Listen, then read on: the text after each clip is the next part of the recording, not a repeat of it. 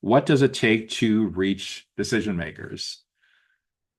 I think the most important place to start with that is to recognize that most data center related decisions are now made by folks that want a self-propelled buyer's journey on all but the largest purchase decisions.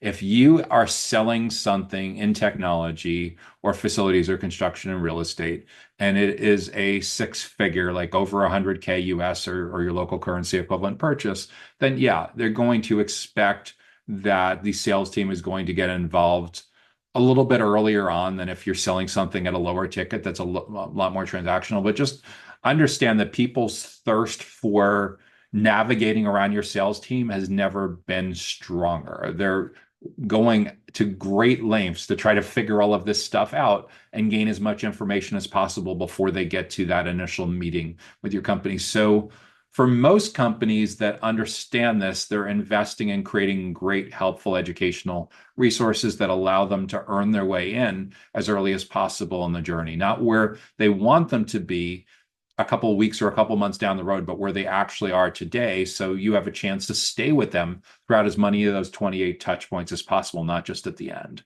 When I see companies on LinkedIn, where either from their company page or their sales team are basically just sharing PDFs of a product catalog or a spec sheet or a data sheet or something like that, I guess it's better than not showing up at all, but it's ignoring like 90 to 95% of potential buyers who may be a really good fit for your company, but are not going to be ready for a sales conversation for anywhere from a couple of weeks to a couple of months. In the meantime, however, they are very, very hungry for information that helps them do their jobs better. And how do we know what that information is going to be? Well, when it comes to reaching the right decision makers, as long as your company is not a startup, you more than likely have ways of seeing where you've been most successful. There's probably a section on your website where you list reviews, recommendations, testimonials, case studies.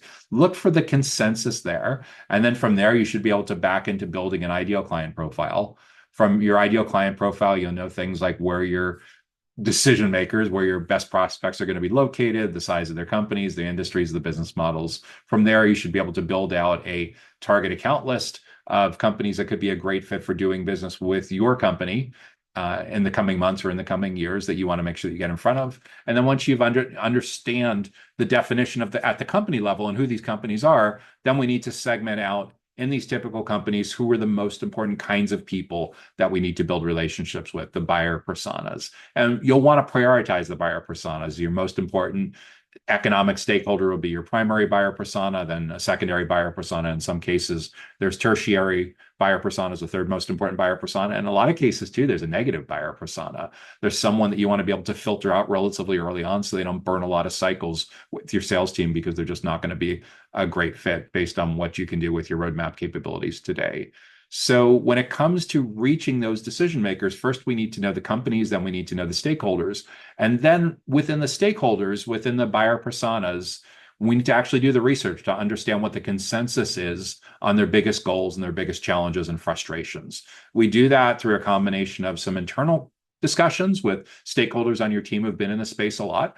And we maybe weight those internal discussions about 20% of the input, but like 75-80% of the input should come from external research, ideally face-to-face conversations or video conversations. If you don't have access to that, how a representative group of 5, 10, 20 people that line up with that self-describe themselves on what you can find out about them basically on search and social. And the consensus on that will help you understand what their biggest goals are, how they get a promotion, how they get a bonus, what keeps their career moving forward, what keeps their company moving forward. And then the flip side of that, what's driving them nuts? What's causing them to have to do nights and weekends, even though they don't normally work the graveyard shift? What's messing up their time away from their friends and loved one? What's screwing up their vacations? What could potentially jeopardize their career or their job if they release? So once you know the consensus on this, it becomes much easier to develop a content strategy for creating content on a regular, creating and promoting and publishing content on a regular basis and hosting events that help support that as well. When this is done well, this is the key to getting to the full committee. How does this work? Well, most of you that registered for today's webinar likely got back an email following registration that said, Bob, who else from your team should attend this? We know that sales is very much a team sport. It takes a village. Typically, there's stakeholders that are involved in marketing and sales and customer success and product and channel partnership. So, given this, who else from your team could also benefit from attending? You would be shocked at how well that simple marketing automation email that you could have been doing for the past 20 years, how effective that is in getting people to pass around your webinar invitation, your webinar recording, your ebook, your templates, your planning guide, your offline symposium, your breakfast seminars, your luncheon, or whatever it is. It is enormously impactful because at that stage, they're not formally endorsing your company. All they're saying is, oh, this looks like this would be a really cool, helpful resource. So that's the key to reaching decision makers, is having a really strong pulse on their goals and challenges, creating amazingly helpful content, figuring out a way to get that initial person from that company signed up, and then letting the power of, hey, I'm going to try to align and get my peers, get my team, get my boss potentially to attend this. And you'll know it's working because you look down at your registration list, whether it's in HubSpot or Zoom or whatever you're using, and you're like, wow, there's like 6 or 7 people or even 2 or 3 people from the same company that all just registered at the same time. They must be talking about us. Yeah. And you'll know it's really working because you get to your first meeting and they're actually quoting what you taught them. That you made that big of an impact on your methodology shaping how they view your category.